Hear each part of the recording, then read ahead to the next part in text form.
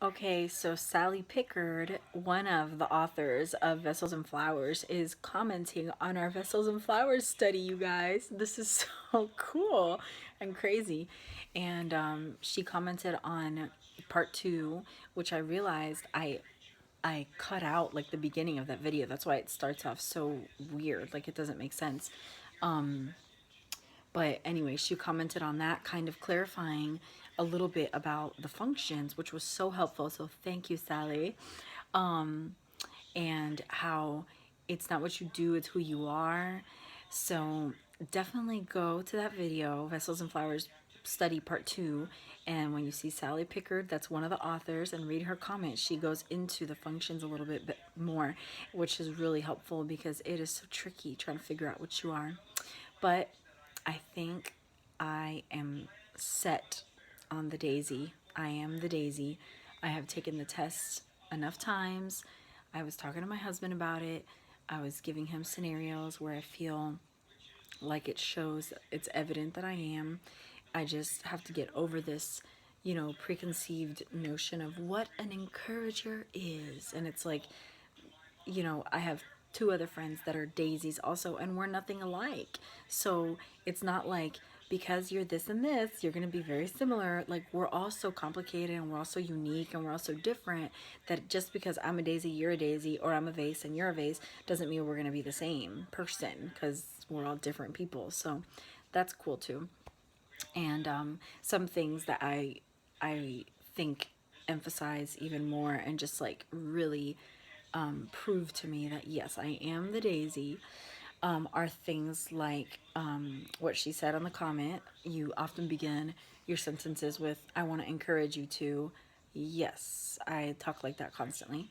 I am very, very,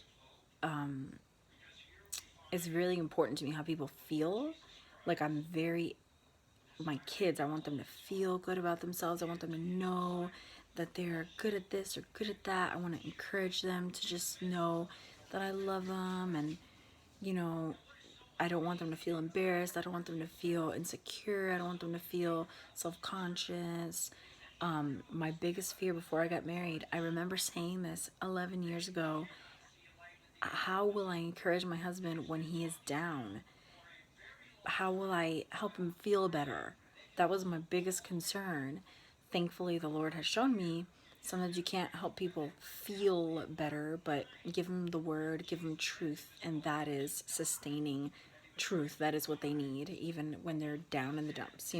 So just that realization, like that I care so much about how people feel. If something happens to someone in a public place where it's embarrassing or humiliating, I always go and talk to them and want to encourage them and tell them, like, hey man, it's okay. Stuff like this happens to all of us.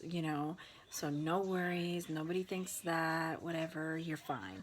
Because I want them to be like, all right, it's all right, and not like mortified that this embarrassing thing happened to them. And then also, like in school, I may have already said this, I don't know, but I used to protect like the people that were being bullied because I didn't want them to be embarrassed and bullied. And what else? I don't know. But oh yeah, this was insightful to me. Like, I can tell that that's who I am, but when I am being selfish and sinful and self absorbed, I feel like I'm not an encourager. I feel like at that point, I don't care how anybody feels. All I care about is myself and how I feel. And so it's almost like the sanctified me is an encourager. And even though there's signs of, you know, me being a daisy throughout my childhood, even when I wasn't a believer, I feel like my being sanctified has only matured that, whatever, however you would say that. So I am glad that I continued looking into this because I feel like, okay, cool, I know what I am now. Um, I haven't like felt like this. I don't know, like some of my friends, well, that doesn't make sense. Like, I haven't felt like, oh, like the satisfaction of good, now I know who I am, because I already know who I am. I am a believer. My identity is in Christ. God made me the way He made me, and I'm going to obey His word. That's enough for me. But this is really cool, and it's fun, and it's interesting, and it does help you understand yourself a little better.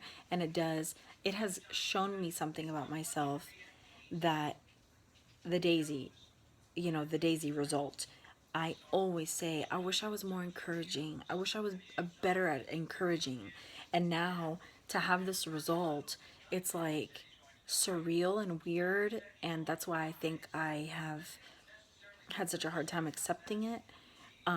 But that's encouraging to me, that I am an encourager and that I do encourage people and that I do care about how people feel when I'm functioning in a godly way. When I am all self absorbed and selfish, then I'm a fool. But when I'm functioning in a way that honors the Lord, I care so much about other people. And that is the way the Lord made me. And I'm so thankful for understanding that a little better. So that's really cool.